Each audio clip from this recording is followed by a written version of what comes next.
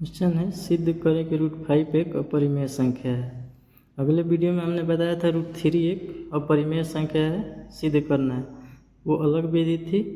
ये वाली जो बुक में हमारी दी गई है वो विधि है, आप लोग ध्यान से देखिए। इस विधि से भी हम आपको सॉल्व करके दिखा रहे हैं। माना कि √5 एक परिमेय संख्या है, ये तो आप जानते हैं कि मान लेना है, जो दिया है उसका विपरीत मान लेना है। तो √5 एक परिमेय संख्या है, इसलिए √5 को हम p/q के रूप में लिख सकते हैं। √5 = p/q, जहाँ p और q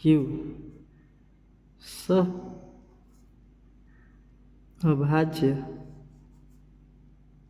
संख्या है तथा q बराबर नहीं है 0 के। सहअभाज्य संख्या, इसका मतलब हुआ दोनों का उभयनिष्ठ गुणनखंड, दोनों संख्या का उभयनिष्ठ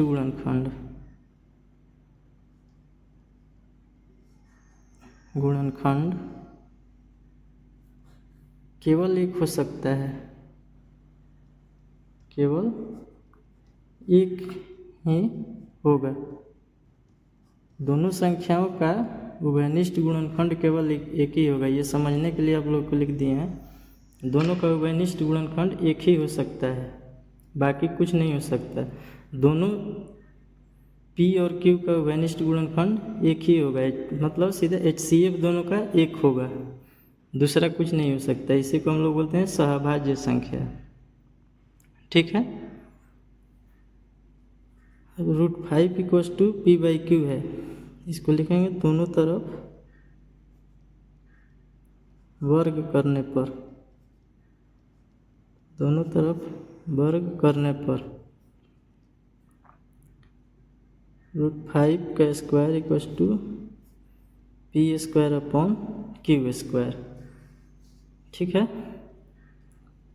आगे इसको ऐसे लिख सकते हैं हम लोग, p²/q² = 5। इसको ऐसे भी लिख सकते हैं, p²/5 = q²। ठीक है, यहाँ तक समझ में आया। मान लीजिए p² 5 से डिवाइड हो रहा है, तो p भी 5 से विभाजित होगा।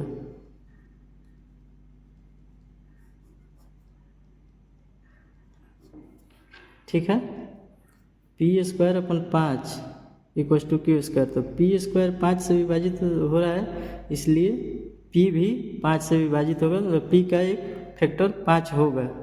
ठीक है। इसका उभयनिष्ठ गुणनखंड p का गुणनखंड 5 होगा। ठीक है। ये इतना यहाँ तक समझ में आया आप लोगों को। ठीक है, आगे देखते हैं। इसको फिर हम लोग ऐसे लिख सकते हैं, p² = 5 q²। अब फिर मानेंगे p = 3m। ये मानना ही है। जब भी सिद्ध करेंगे इस विधि से, तो जहाँ भी यहाँ है, मान लीजिए समीकरण 1 इसको लिख दिए, तो p = 3m, ये हम लोगों को मानना पड़ेगा। इसको फिर इस वैल्यू को इसमें पुट कर देंगे, तो p के जगह पे 3m पुट कर दिए, तो 3m का स्क्वायर = 5 q²। अब 3m, तो 3 का 9m² = 5m मानेंगे। ठीक है, 5। अगर √3 रहता तो 3 मानते, 5 यहाँ पे 5, तो ये हो गया 25 m² = 5q। ठीक है, सॉरी वो गलती से लिख दिए थे, अक्सर √3 आता है दिमाग में, तो वैसे हो गया था। आप लोग इसको देख लीजिएगा 5m, तो ये 25m² इक्वल्स टू 5q²। यहाँ से हमारा क्या हो जाएगा फिर ये 5 से 5 बार में कट गया, तो 5m² इक्वल्स टू q², इसलिए m² equals to q²/5। q² क्या है, 5 से डिवाइड है, इसलिए q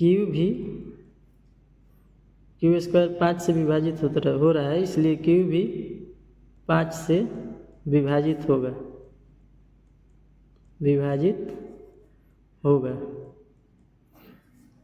देखिए यहाँ पे p भी 5 से विभाजित हो रहा है, यहाँ q भी 5 से विभाजित हो रहा है, मतलब दोनों का उभयनिष्ठ गुणनखंड एक नहीं है। एक गोला घेर दिए हैं आप लोग, इससे समझेंगे आसानी से। एक दोनों का उभयनिष्ठ गुण एक नहीं है, बल्कि 5 है। ठीक है, ये इसलिए क्योंकि हमारी मान्यता गलत है कि √5 एक परिमेय संख्या है। ये इसलिए आ रहा है 5 इसका उभयनिष्ठ गुणनखंड, क्योंकि हम लोग मान लिए हैं कि √5 एक परिमेय संख्या है। ठीक है, जबकि उभयनिष्ठ गुणनखंड एक होना चाहिए, तो इससे सिद्ध होता है कि अतः यह सिद्ध होता है कि √5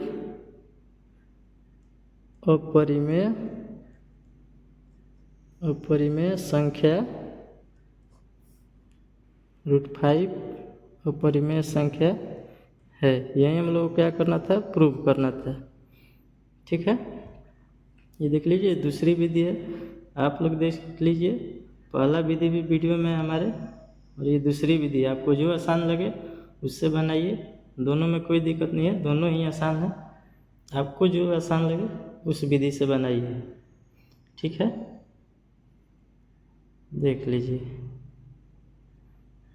ये हमारा सिद्ध हुआ कि √5 एक अपरिमेय संख्या है।